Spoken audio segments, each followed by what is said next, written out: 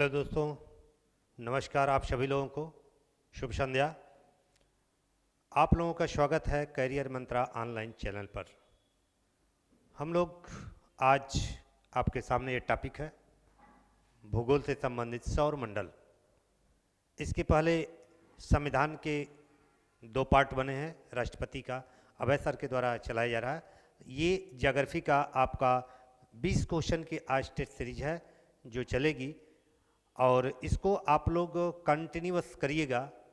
निश्चित रूप से आपको विभिन्न परीक्षाओं में बेनिफिट मिलेगी। ठीक है, तो सौर मंडल है। सौर मंडल क्या है? सौर मंडल ये आपके ब्रह्मांड का एक पार्ट है। सौर जो तारे हैं, जो आकाश गंगाएं हैं, ये आकाश गंगा हजारों लाखों करोड़ों तारों से मिलकर के बनी हुई है, और उन्हीं तारों में से एक सूरज है। और जो आकाश, ये पूरा ब्रह्मांड है, ये ब्रह्मांड लाखों आकाश गंगाओं के संयोग से मिलकर के बना है, और एक एक आकाश गंगाएं करोड़ों करोड़ों तारों से मिलकर के बनी हुई हैं, और उन्हीं तारों में से एक आपका सूरज है। और हम लोगों की आकाश गंगा का नाम दुग्ध मेखला या मिल्की वे उसका नाम है, और उस आकाश गंगा का हिस्सा हमारा सूरज एक तारा वहाँ का है। और उसी तारे का जो परिवार है, जो 8 आपके ग्रह हैं, उन्हीं ग्रहों से संबंधित मिलकर के और सूरज मिलकर के ये आपका पूरा सौर मंडल का निर्माण करते हैं। उन्हीं 8 ग्रहों से संबंधित, इस सौर मंडल से संबंधित आपके प्रश्न यहाँ पर आज मिलेंगे। इसको ईमानदारी से करिएगा, निश्चित रूप से विभिन्न परीक्षाओं में आपके मिलेंगे, आपका सहयोग करेंगे। चलिए, तो हम लोग चलते हैं। पहला क्वेश्चन है आज के सीरीज का, सौर मंडल का सबसे छोटा ग्रह कौन सा है? मैंने बताया पहले ही कि 8 टोटल वर्तमान में 2006 के बाद 2006 तक 9 ग्रहों की संख्या थी। वर्तमान में कितनी है? वर्तमान में ग्रहों की संख्या, वर्तमान में ग्रहों की कुल संख्या कितनी है? तो यह संख्या 8 है। ठीक, उन्हीं 8 में से कौन सा ये सबसे छोटा ग्रह की बात करता है? कौन सा छोटा ग्रह है? ठीक, तो छोटे ग्रह की बात करता है, तो इसमें आपके जो 8 ग्रह हैं, ये 8 ग्रह आप जानते हैं, जिनका नाम बुध है, शुक्र है, पृथ्वी है, मंगल है, बृहस्पति है, शनि है, अरुण है, और अंतिम वरुण है। यही आपकी 8 है। 2, 3, 4, 5, 6, 7, 8। ठीक, ये 8 ग्रह है। अब इसी में से पूछ रहा है कि कौन सा सबसे छोटा ग्रह है, तो यही सबसे छोटा ग्रह आपका बुध होता है, जो सूर्य के सबसे पास है। सूर्य के सबसे पास है। ठीक, तो ये आपका उत्तर होगा, सॉरी,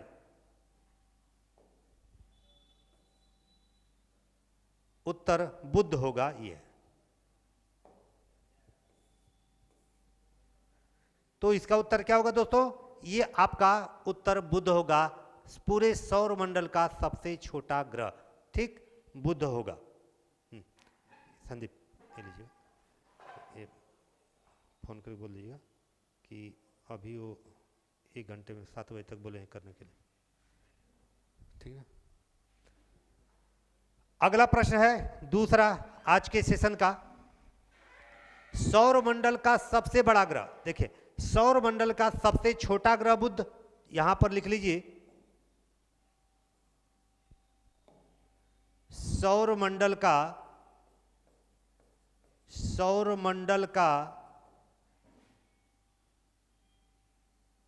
ग्रह सबसे छोटा, ये कौन था? तो ये था आपका बुध, ठीक। और सबसे बड़ा ग्रह ये है आपका बृहस्पति, ठीक है दोस्तों। तो यहीं पे दोनों हमने लिख दिया, सबसे छोटा आपका बुध हो गया और सबसे बड़ा आपका बृहस्पति हो गया। तो यहां पर सबसे बड़े की बात कर रहा है, तो सबसे बड़ा ग्रह कौन सा होगा दोस्तों? तो ये आपका उत्तर हो जाएगा बृहस्पति, ठीक है ना।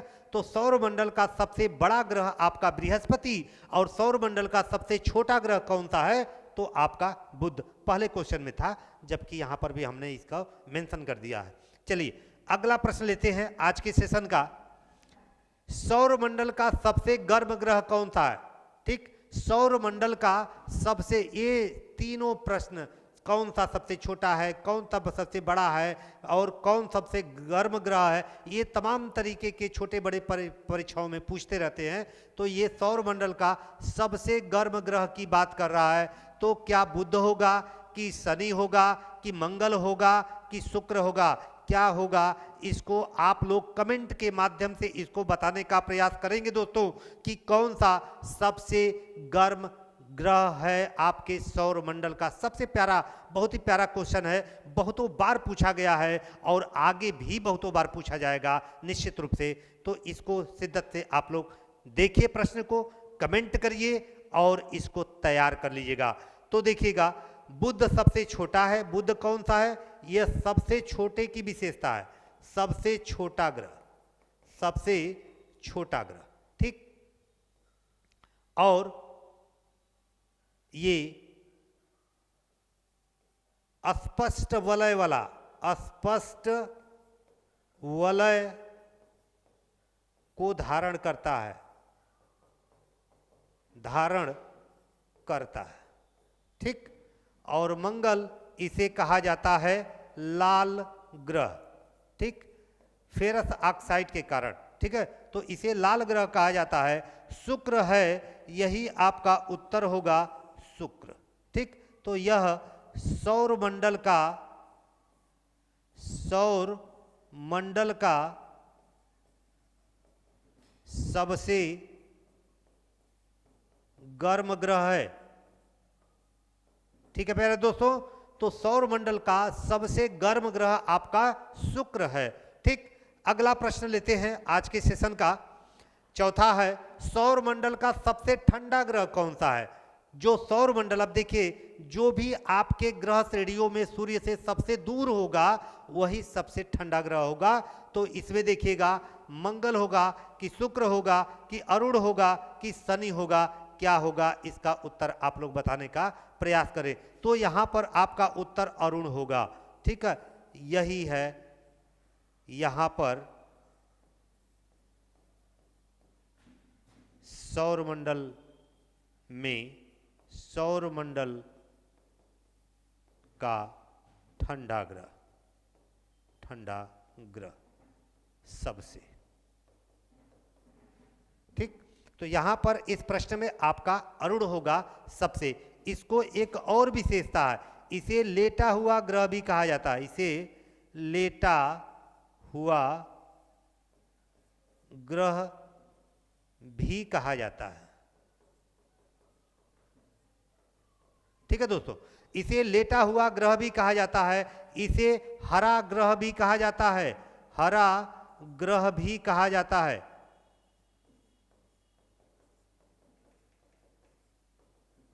ठीक।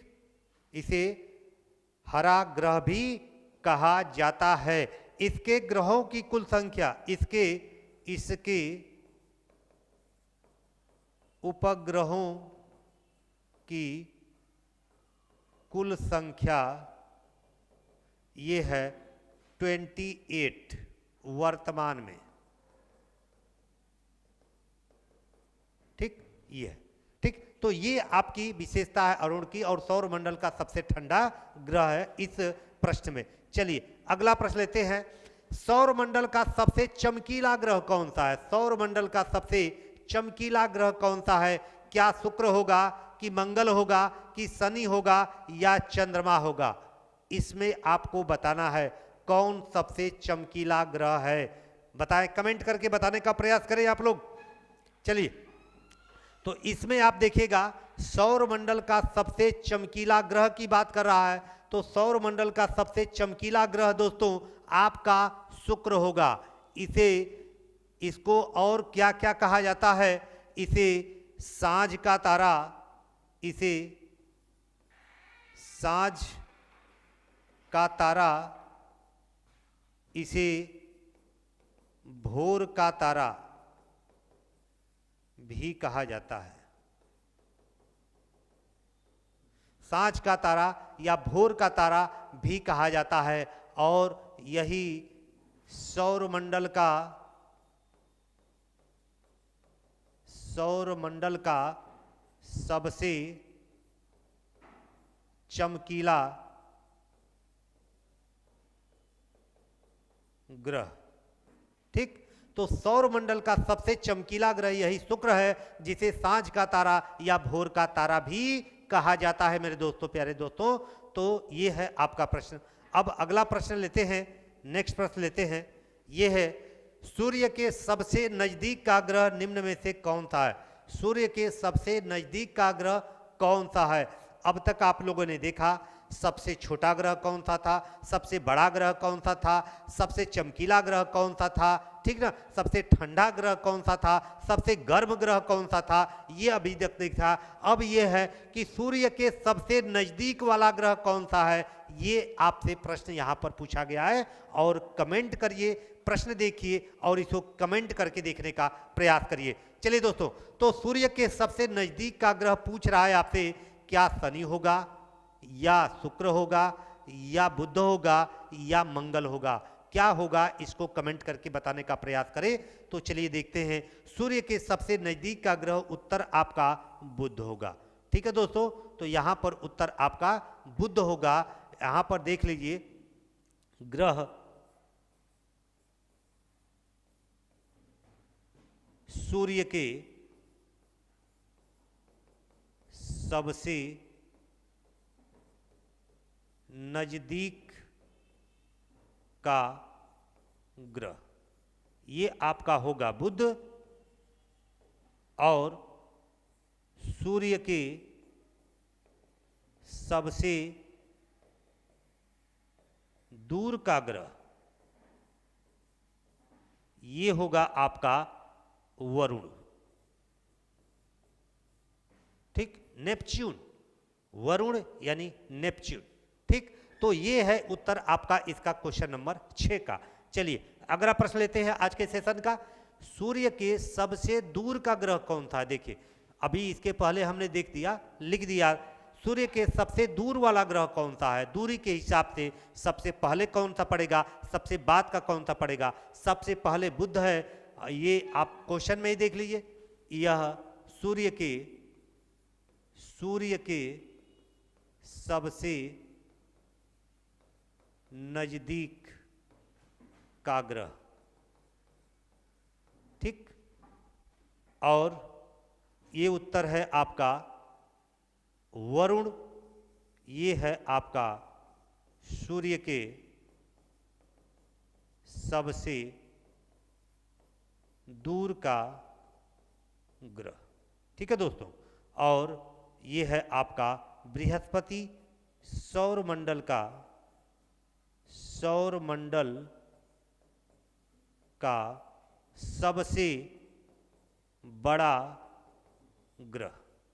ठीक है दोस्तों, तो ये है सौर मंडल का सबसे बड़ा ग्रह, ये है सूर्य से सबसे दूर का ग्रह, ये है सूर्य के सबसे नजदीक का ग्रह। ठीक है, सूर्य के सबसे नजदीक का ग्रह। तो ये है प्रश्न का उत्तर वरुण होगा इसमें। चलिए 8वां प्रश्न देखते हैं। पृथ्वी के सबसे नजदीक का ग्रह। अब पृथ्वी के सबसे नजदीक का ग्रह पूछा है। इस तरीके के तमाम प्रश्न हैं जो छोटी बड़ी परीक्षाओं में पूछे जाते हैं। तो यहाँ पर देखिएगा, पृथ्वी के सबसे नजदीक ग्रह पूछा जा रहा है, इसका उत्तर क्या होगा? इसको कमेंट के माध्यम से आप लोग बताने का प्रयास करिएगा। देखिए, मंगल ग्रह होगा कि शनि ग्रह होगा कि शुक्र होगा कि बुध होगा? पृथ्वी के सबसे नजदीक, तो पृथ्वी के सबसे नजदीक का ये आपका उत्तर होगा शुक्र। यह पृथ्वी के सबसे नजदीक का ग्रह। ठीक, पृथ्वी के सबसे नजदीक का ग्रह है शुक्र आपका। ठीक है, अगला प्रश्न लेते हैं आज के सेशन का। निम्न में से किस ग्रह को लेटा हुआ ग्रह कहा जाता है? निम्न में से किस ग्रह को लेटा हुआ ग्रह कहा जाता है? ठीक है दोस्तों, ये भी बहुत ही मार्के का प्रश्न है, इसमें कमेंट करके बताने का प्रयास करिएगा। क्या पृथ्वी है, क्या मंगल है, या शनि है, या अरुण है? ठीक है, तो इसमें देखिएगा पृथ्वी अपने अक्ष पर 23.5 डिग्री झुकी है, 23.5 डिग्री झुकी है। ठीक, लेकिन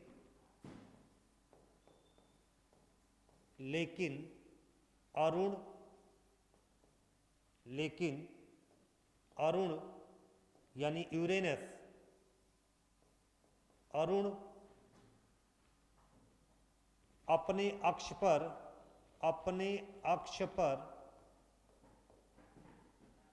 पृथ्वी से भी ज्यादा झुका है, इसलिए इसे लेटा हुआ ग्रह कहा जाता है। इसलिए इसे लेटा हुआ ग्रह कहा जाता है। ठीक है दोस्तों, यह पृथ्वी तो 23.5 अंश पे झुकी हुई है, लेकिन पृथ्वी से भी ज्यादा यह अपने अक्ष पर झुका है, इसलिए अरुण को लेटा हुआ ग्रह भी कहा जाता है। तो इसका उत्तर आपका होगा क्या? अरुण होगा। चलिए नेक्स्ट प्रश्न लेते हैं आज के सेशन का। निम्न में से किस ग्रह को लाल ग्रह कहा जाता है? फेरस ऑक्साइड के कारण। देखिए इसमें आपका उत्तर होगा शनि होगा नहीं, अरुण होगा नहीं, शुक्र होगा नहीं, मंगल इसमें होगा। मंगल फेरस ऑक्साइड के कारण, फेरस ऑक्साइड के कारण मंगल ग्रह लाल दिखता है। ठीक, तो ये है आपका मंगल ग्रह जो लाल ग्रह के नाम से जाना जाता है। और किस कारण? यह फेरस ऑक्साइड के कारण। चलिए अगला प्रश्न लेते हैं आज के सेशन का। हरा ग्रह किसे कहा जाता है? हरा ग्रह किसे कहा जाता है? तो इसका उत्तर आपका अरुण होगा। इसमें आपका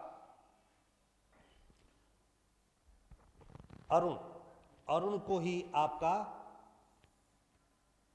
हरा ग्रह कहा जाता है। और क्यों कहा जाता है? क्योंकि यहाँ पर मीथेन की अधिकता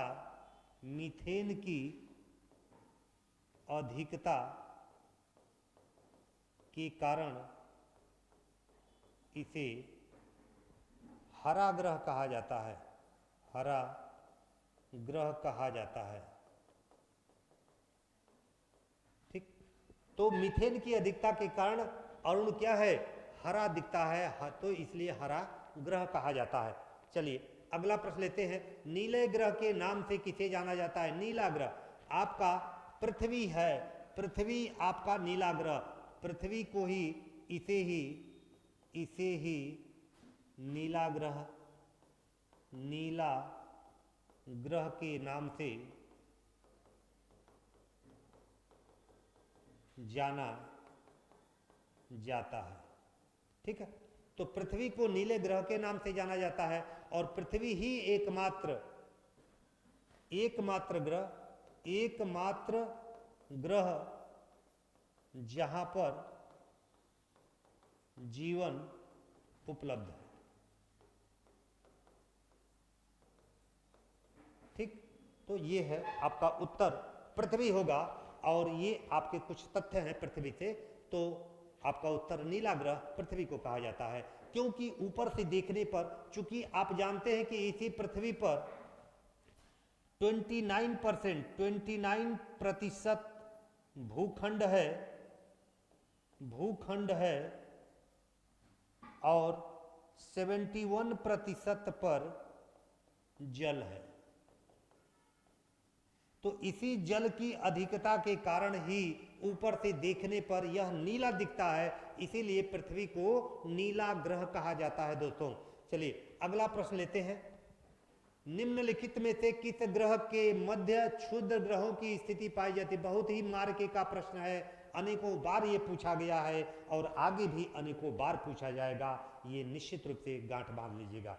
चलिए, तो यह क्या बुध और शुक्र के मध्य पाया जाता है, कि शुक्र और मंगल के मध्य पाया जाता है, कि पृथ्वी मंगल के मध्य पाया जाता है, या मंगल बृहस्पति के मध्य पाया जाता है? क्षुद्र ग्रह जो छोटे छोटे टुकड़े होते हैं, ठीक ना, उनको क्षुद्र ग्रह कहा जाता है, जो सूर्य के चारों तरफ चक्कर लगाते हैं। तो वो सूर्य के चारों तरफ चक्कर जो लगाते हैं, किन ग्रहों के मध्य वो सिचुएशन क्षुद्र ग्रहों की पाई जाती है, वही पूछा गया है। तो ये उत्तर आपका होगा मंगल और बृहस्पति के मध्य क्षुद्र ग्रह पाए जाते हैं। तो यहां पर आप नोट करके लिख लीजिए, मंगल और बृहस्पति ग्रहों के मध्य से होकर क्षुद्र ग्रह सूर्य का चक्कर लगाते हैं। ठीक, तो ये आपका प्रश्न का उत्तर है, मंगल और बृहस्पति के मध्य क्षुद्र ग्रहों की सिचुएशन पाई जाती है। चलिए अगला प्रश्न लेते हैं। 14 नंबर का प्रश्न है, बुध शुक्र की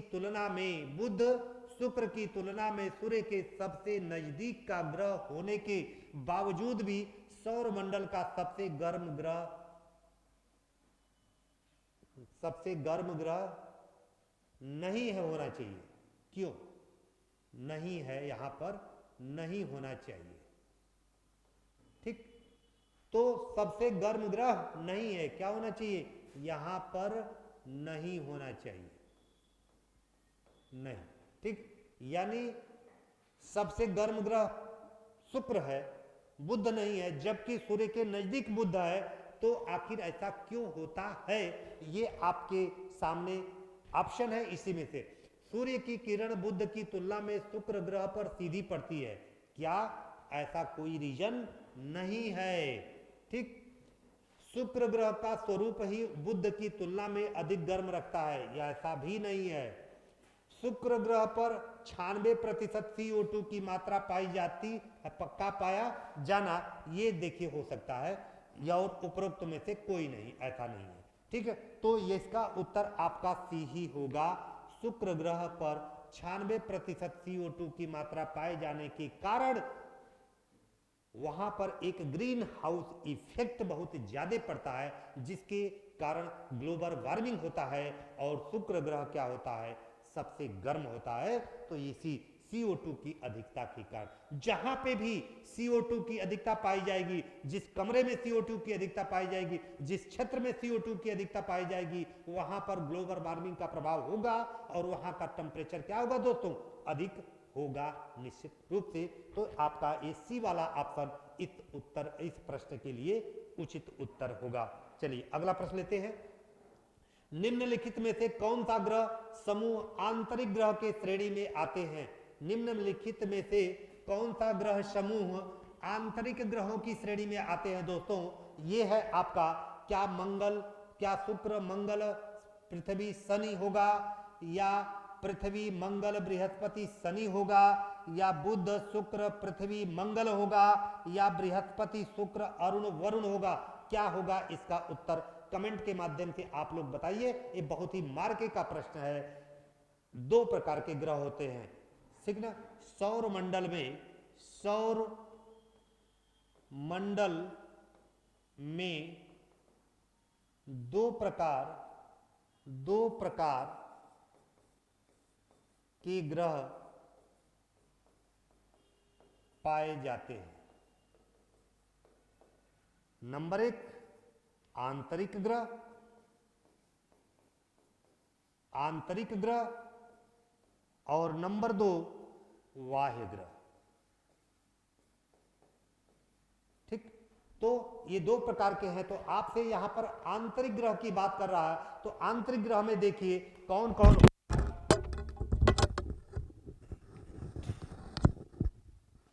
आंतरिक ग्रहों की श्रेणी में इसमें आपका है बुध, शुक्र, पृथ्वी, मंगल। जो सूर्य से 4 पहले वाले ग्रह होंगे वही आपके आंतरिक ग्रह की श्रेणी में हैं, और जो लास्ट वाले चारों ग्रह हैं सूर्य से, जो बृहस्पति, शनि, अरुण, वरुण है, ये बाह्य ग्रहों की श्रेणी में आते हैं दोस्तों। तो उत्तर आपका ये सी होगा। ठीक, बुध होगा, शुक्र होगा, पृथ्वी होगा, मंगल होगा, यही आपके आंतरिक ग्रहों की श्रेणी में आते हैं। चलिए अगला प्रश्न लेते हैं। निम्न में से कौन सा ग्रह समूह बाह्य ग्रहों की श्रेणी में आते हैं? देखिए बाह्य ग्रह पूछ रहा है ना, तो बाह्य ग्रह कौन सा होगा? सूर्य से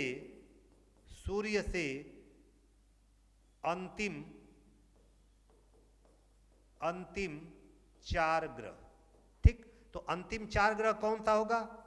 बृहस्पति हो गया, शनि हो गया, अरुण हो गया, वरुण हो गया। ठीक, ये है आपका। तो कौन कौन सा हो गया? बृहस्पति, शनि, अरुण, वरुण। ये बी वाला ऑप्शन आपका बाह्य ग्रहों की श्रेणी में आएंगे। ठीक है दोस्तों, अगला प्रश्न है, निम्नलिखित में से किस ग्रह पे जीवन पाया जाता है? एकमात्र ग्रह जीवन, जहां पर जीवन पाया जाता है एकमात्र ग्रह है। क्या है दोस्तों? एकमात्र ग्रह जहां पर जीवन पाया जाता है। ठीक, तो वो कौन सा है? वो है पृथ्वी। ठीक है दोस्तों, पृथ्वी पर। तो उत्तर क्या होगा? इसका डी होगा। एकमात्र सौरमंडल का एकमात्र ग्रह पृथ्वी, जहां पर जीवन पाया जाता है। बाकी अन्य किसी ग्रह पर जीवन नहीं पाया जाता है। एक संभावना मंगल ग्रह पे है, तलाश चल रही है, लेकिन अभी भी क्लियर नहीं हुआ है। चलिए तो अगला प्रश्न लेते हैं आज के सेशन का। चंद्रमा पर गुरुत्वाकर्षण का मान पृथ्वी के गुरुत्वाकर्षण मान का कितना गुना होता है? चंद्रमा पर गुरुत्वाकर्षण का मान पृथ्वी के गुरुत्वाकर्षण मान का कितना गुना होता है? क्या 1/10 होता है, 1/12 होता है, कि 1/6 होता है, या 1/3 होता है? क्या होगा दोस्तों? इसका उत्तर आपका 1/6 होता है। पृथ्वी के पर जो गुरुत्वाकर्षण का मान होता है उसकी तुलना में चंद्रमा पर गुरुत्वाकर्षण का मान 1/6 यानी 6वां भाग, जितना गुरुत्वाकर्षण का मान पृथ्वी पर होता है उसका 6वां भाग आपके चंद्रमा पर होता है। वहां पर गुरुत्वाकर्षण का मान इतना कम होने के कारण ही वहां पर जीवन की संभावना नहीं के बराबर है दोस्तों। तो इसका उत्तर आपका सी 1/6 होगा। चलिए अगला प्रश्न लेते हैं। सूर्य में ऊर्जा उत्पन्न होने का प्रमुख कारण? सूर्य में जो ऊर्जा उत्पन्न लगातार होती है, अरबों खरबों वर्ष से लगातार होती हुई चली आ रही है, और आगे भी अभी ये 5 अरब वर्ष जो अभी भी इसका जीवन काल बताया गया है, तब तक ये उसी तरह से उत्सर्जित होती रहेगी ये ऊर्जा। हम लोगों, सभी लोगों को, जो हमारे बाद जो जनरेशन आएगी उनको भी ऊर्जा उसी रूप में सतत रूप से मिलती रहेगी। तो ऐसा कैसे होता है, ये प्रश्न आपसे जानना चाहा है। तो क्या नाभिकीय विखंडन के कारण, कि नाभिकीय संलयन के कारण, कि नाभिकीय कि हाइड्रोजन का हीलियम में परिवर्तन के कारण, या डी दिया है कि बी व सी दोनों के कारण? तो इसका उत्तर देखिएगा, ये होगा आपकी नाभिकीय संलयन। और नाभिकीय संलयन होता क्या है? जब उसमें हाइड्रोजन की जो अधिकता है, हाइड्रोजन लगातार जो हीलियम में कन्वर्ट होता रहता है, वही नाभिकीय संलयन की क्रिया कहलाती है। तो यह भी सही होगा। ठीक, तो जब ए व बी व सी सही होगा तो उत्तर आपका क्या हो गया, ये आपका बी व सी, डी ऑप्शन हो गया। नाभिकीय विखंडन पर इस पर परमाणु बम आधारित होता है, आधारित होता है। ठीक, तो इसका उत्तर आपका क्या होगा, डी होगा। और आज के सेशन का आखिरी प्रश्न और अंतिम प्रश्न है और एक कथन कारण से संबंधित है। और कथन कारण थोड़ा सा प्रश्न बच्चों को कंफ्यूजेज लगता है, थोड़ा सा कठिन लगता है, लेकिन देखिए इसको कैसे पकड़ा जाता है, कैसे निकाला जाता है इस क्वेश्चन के उत्तर को, यहां पर हम लोग समझने का प्रयास करेंगे। देखिए नीचे दो वाक्य दिए गए हैं, एक को कथन ए, दूसरे को कथन कारण आर कहा जाता है। कथन को ए माना गया है, कारण को आर माना गया है। ठीक, अब देखिए कथन ए दिया है सौर मंडल के बाह्य ग्रह, सौर मंडल के जो बाह्य ग्रह हैं आकार में तो बड़े होते हैं पर वजन में तुलनात्मक रूप से आंतरिक ग्रहों की तुलना में हल्के होते हैं। जो सौर मंडल के बाह्य ग्रह होते हैं, जो बाहर वाले 4 ग्रह होते हैं, वह कह रहा है कि आंतरिक ग्रहों की तुलना में तो आकार में बड़े होते हैं लेकिन वजन में क्या होते हैं, वो हल्के होते हैं। क्या ये कथन सही है? कारण देखिए क्या कहता है, कारण कहता है कि आंतरिक ग्रह भारी तत्वों के संयोग से तथा बाह्य ग्रह गैसीय तत्वों के संयोग से बने होते हैं। क्या ये कारण कथन की व्याख्या करता है? अब ये नीचे 4 ऑप्शन दिए हुए हैं कि ए व आर दोनों सही है, यानी कथन और कारण दोनों सही हैं। कारण कथन की सही व्याख्या करता है, क्या ये सही है? या कथन और कारण दोनों सही है लेकिन कारण कथन की व्याख्या नहीं करता, क्या ये सही है? या ए सही है यानी कथन सही है कारण गलत है, या कथन गलत है कारण सही है? क्या उत्तर होगा? इसको सोच के, समझकर, देखकर आप लोग बताने का प्रयास करें कि क्या इसका उत्तर होगा। ठीक, तो देखिए क्या कर, आप देखिए पकड़ना कैसे है। सौर मंडल के बाह्य ग्रह आकार में बड़े होते हैं, वजन में तुलनात्मक रूप से आंतरिक ग्रहों की तुलना में हल्के होते, ये कह रहा। तो इसको कि ये जो कारण है कथन की व्याख्या तब करेगा क्योंकि लगाकर। अब आप देखिएगा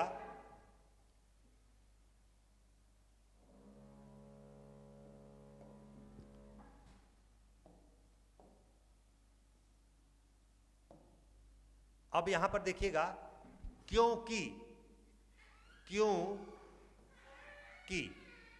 ठीक, क्योंकि लगाकर, क्योंकि आंतरिक ग्रह भारी तत्वों के संयोग से तथा बाह्य ग्रह गैसीय तत्वों के संयोग से बने होते हैं, इसलिए व्याख्या कर रहा है।